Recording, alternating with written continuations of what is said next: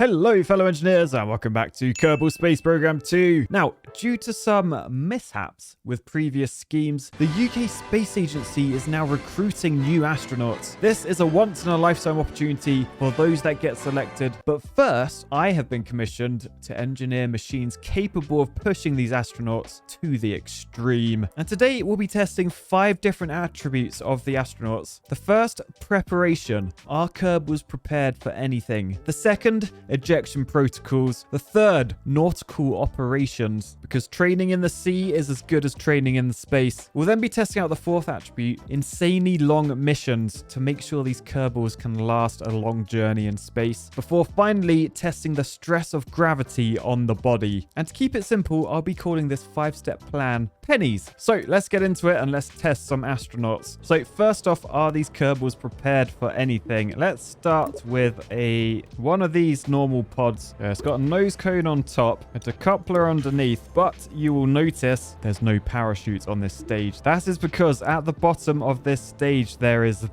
another pod, and this one has 2 parachutes on, ready to save the day. And the staging is such that the parachutes will only go off once this is disconnected.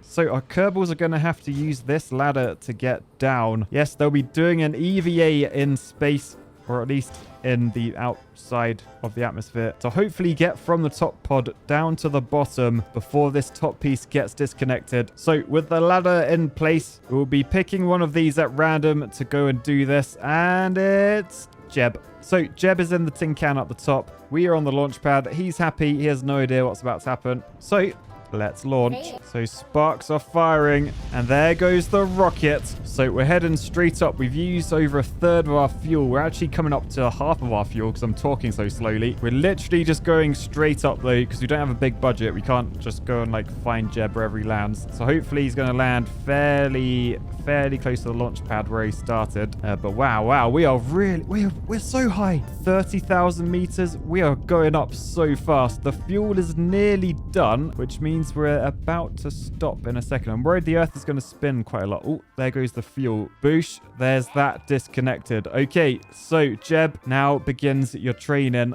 Your first task. Are you prepared for this mission? So you got to EV8, then you're going to have to climb down.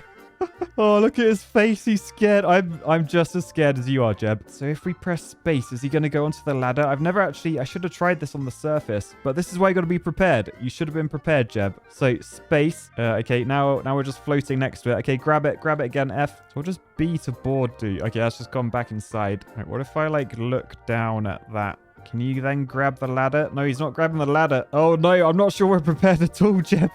Yeah, also, we're just going further and further. Hang on, let's have a look at what's happening with the map. Oh, wow, we're still going up in a big way. So we do have time. We've got time on our side to try and work out how to do this, because this might require a Google. I thought I'd have a little jetpack on so I could move about a bit. Ah, jetpack. We just got to work out how to turn the jetpack on. I want to turn the thrust down just so I don't ruin everything. Enter, space, E, J for jetpack. Jeb, I don't feel like you're very prepared for this. Let's have a look in here. Anything about turning a jetpack on? Aha, EVA. So, translate up and down jetpack. Left shift, left control. Let's try that. Left shift, left control. Not doing much. I'm worried. Why is the rocket wiggling? I don't like it wiggling because I'm not wiggling. All right, no, I can't figure it out. Look how high we are. We've still got time. I'm going to give this a Google. Wait there, Jeb. Oh, no. He's drifted. I can't actually. Oh, I can't reach. Jeb, don't be alarmed, but you're actually stranded in space right now. You're drifting from the spaceship. I'll try and Google this quickly. I don't know why I'm helping him. It's his fault. All right. So if I press R. Yes, look, we got the jetpack things. Okay, we're moving down. Yes, Jeb. Okay, grab. How do I move forwards? F. Yes. Okay, we're on the ladder.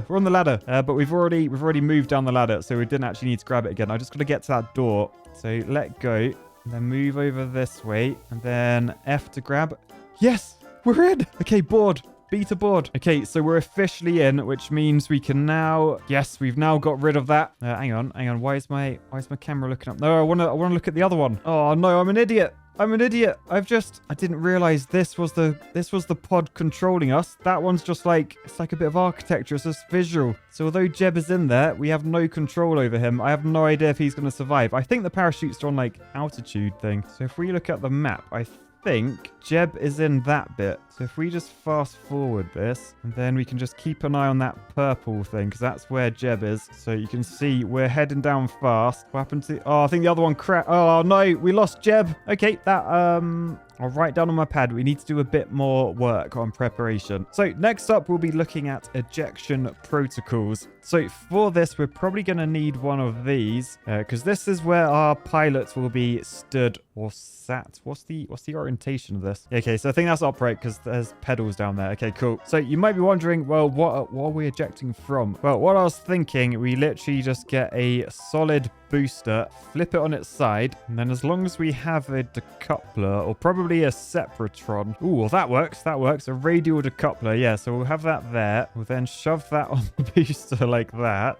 Give it a nose cone. Give it some wheels. Make sure we got a tail fin. Make sure we have some wings. And then for the staging, we want the rocket to fire and then that to happen. And as that gets ejected, we need to make this safe, remember. So we need a parachute on the back. Probably a bit excessive, that actually. Let's find a smaller one. I mean, it still looks fairly excessive, but then we need sepratrons to make sure we get away from the vehicle, get away from the tail fin behind, etc. So in solid fuel boosters, we have these guys. So if we can find a place for these to go, yeah, two like that could be good. More on the back like that. And we will call this vehicle the Ejection. So since Jeb didn't make the last mission, Bill will be taking charge of this one. Unfortunately, some idiot put us on the rocket launch pad, not the runway. So 1 second. Oh, I'm guessing they still haven't patched wheels and stuff.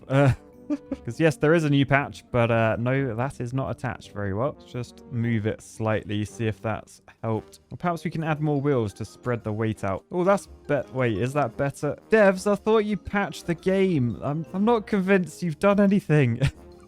Let's turn SAS off. Is that the reason? No, SAS is not the reason. Interesting. Well, sod it. Let's launch. So this thing is off, but it's heading straight towards a building. So we're going to have to eject very soon. Right, eject. Right, there he is. He's gone. Whoa. Look at Bill go. He's flying. Okay, now it's stopped. Now it's stopped. Okay, so parachutes. Yes, Bill.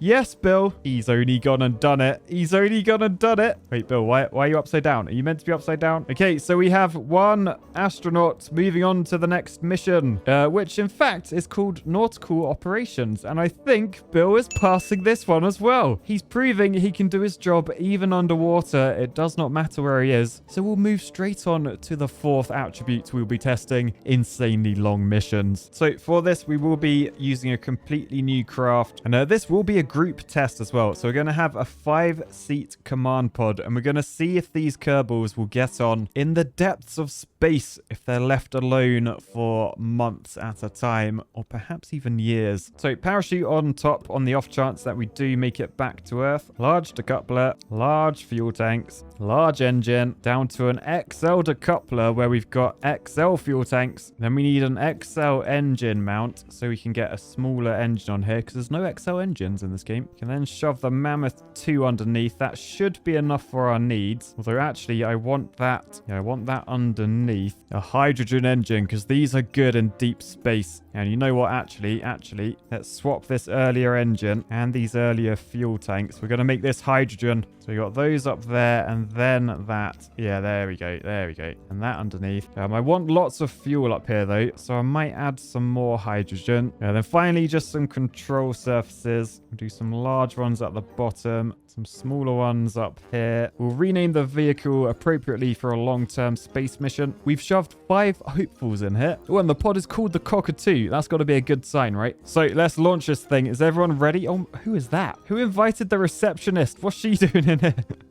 I'm not sure astronauts are allowed glasses, are they? Don't know. Anyway, let's go. Wait, why isn't... What? That's not launching, is it? I think the top might be too heavy for some reason. Yeah, seems I completely forgot about the thrust to rate ratio. We need a lot more thrust. So we'll get some large decouplers. some large boosters, and then, oh, it's still on, what? It's still on 0.9. Okay, but firing the main rocket at the same time as the boosters, that will get us up in the air. That's all we need. So let's go.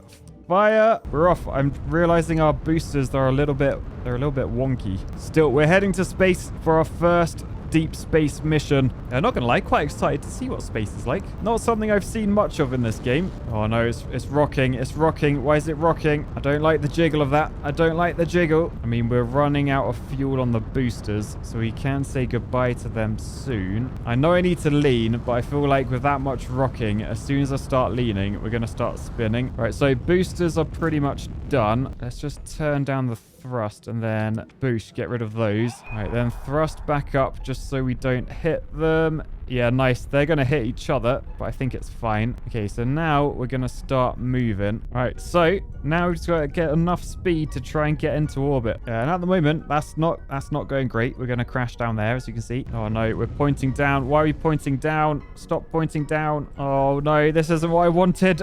Pull up. Pull up. Oh, no. The ends come off. Ignore all the red there. I just need to do a few tweaks. So all I'm going to do is add a load of these little ant engines because I think they should give us some RCS stability in space. So if we put them all on a stage up the top, then perhaps RCS will just work with them, maybe. Don't know, but as usual, there's only one way to find out. Launch! All right, so once we're at about 10,000 meters, let's try turning. Okay, that's going all right. That is actually going all right. So that's those done. So we can eject those. See you later. Oh, some of them blew up. It's fine. Didn't damage our craft. We're still good. So we just really need to get some speed now. The receptionist is loving life, by the way. She doesn't know how she ended up here, but she's pretty glad she came to work this morning. So this time, are we looking better? I mean, you can see that's moving out and out. And if we just keep going, and we just need that line to get over to there so it misses the planet, and then we'll be in orbit. Although altitude is falling rapidly again. Right, come on, pull up. Pull up. That's what you got to do. We're going fast now. We are going way faster. I'm just trying to pull up and it won't. It's not listening to me. We're down to 20,000 meter altitude. Really could do with pulling up right now. We're down to 15 meters. I'm not sure we're going to make this. How's the map looking? Yeah, the map agrees. Fiery death incoming. All right, tell you what. Let's lose that. Okay, we're going to use this to try and slow down. And then if we can survive, I'll say it was a success. Oh, no. Oh, no. Parachute. So these astronauts, they could only survive for 37 minutes in space. Shows just how hard it is to become an astronaut. Which means that's 5 more Kerbals out of the competition. We're down to the final few, and we're on to the final test. Stress of gravity on the body. So this is the final part of the 5-step program, and probably the most important one as well, because we're going to be trying to make a centrifuge to see how many G's we can put on the bodies of our Kerbals. Oh, I've just realized, oh, those were the RCS engines. Oh, that legit could have saved me. Oh, well, we know for next time. Okay, so since there's no joints in this game, I can't actually make something spin like on the spot, but what I can do is I can make it spin whilst it sort of goes up slightly and hovers. So yeah, essentially we'll be going with a rocket like this, but then we're going to add some I-beams to the side, and then we're going to add this external pod onto there. So the pilots will be sat on the edge of that. Over on this side, we're going to have a Sepratron facing that way. So then if we just shove a nose cone on there, that should be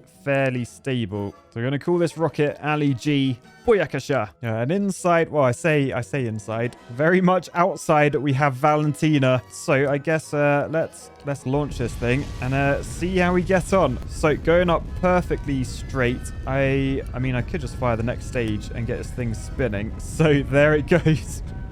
Oh boy. Oh, it ran out of juice already. Oh, well, that wasn't very many G's, was it? We do need to consider the earlier stages of the pennies attribute system. Were you prepared for this, Valentina? Do you have a parachute? Are you able to eject yourself from the ship? Turns out not, but she has at least found a way to get more G's going. So maybe we'll give her an extra attempt for that.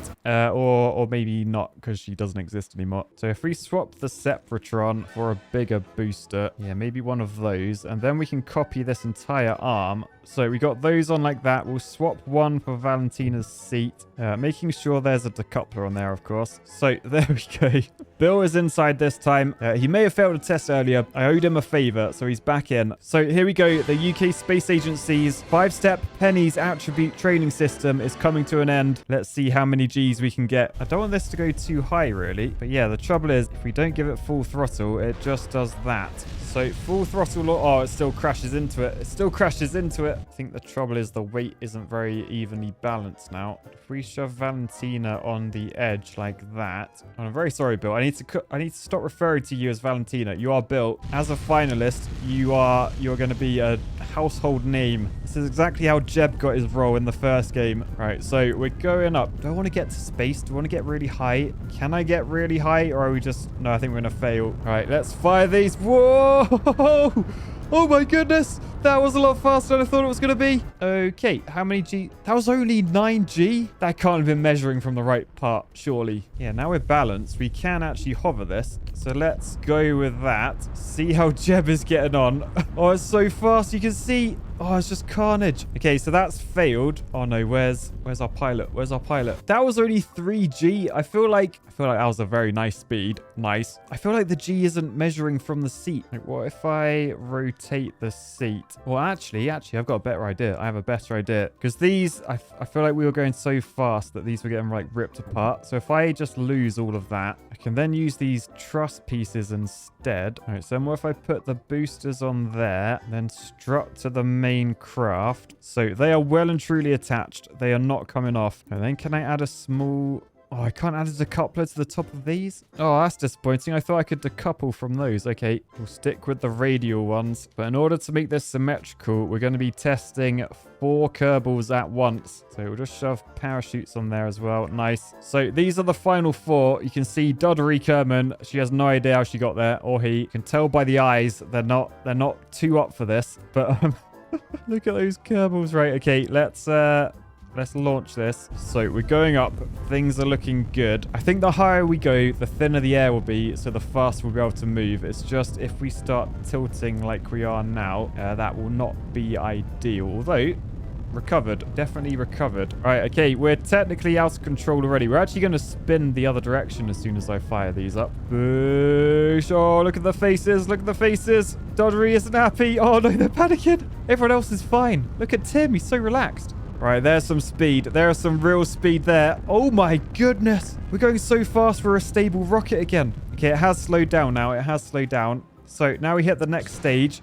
So boosh. Our astronauts are now floating. We're in charge of Valentina. I don't know where the others are. Let's hit the parachutes. I said let's hit the parachutes. Right, there they are. Can we see the other Kerbals? Where are they? Is that one? I hope that's not one. Where's your parachute? Oh no, I can see 4 little blobs heading down. Oh no, please open your chutes. Open your chutes. What are you doing? I actually don't see the parachutes. But what I do see is our parachutes opening, which can mean only one thing. The UK Space Agency has done it again. So it looks like out of all the pilots, only one could withstand the insane G-force set out by the UK Space Agency. And it was you, Valentina. How do you feel? Yeah, thought so. Right, so let's just land in the water where we can then recover the vessel and see what sort of G-force did they withstand. 537 Gs. No wonder only Valentina survived. But as the sun sets, I'll say peace, love, and the UK Space Agency is back in business, baby. Bye, guys.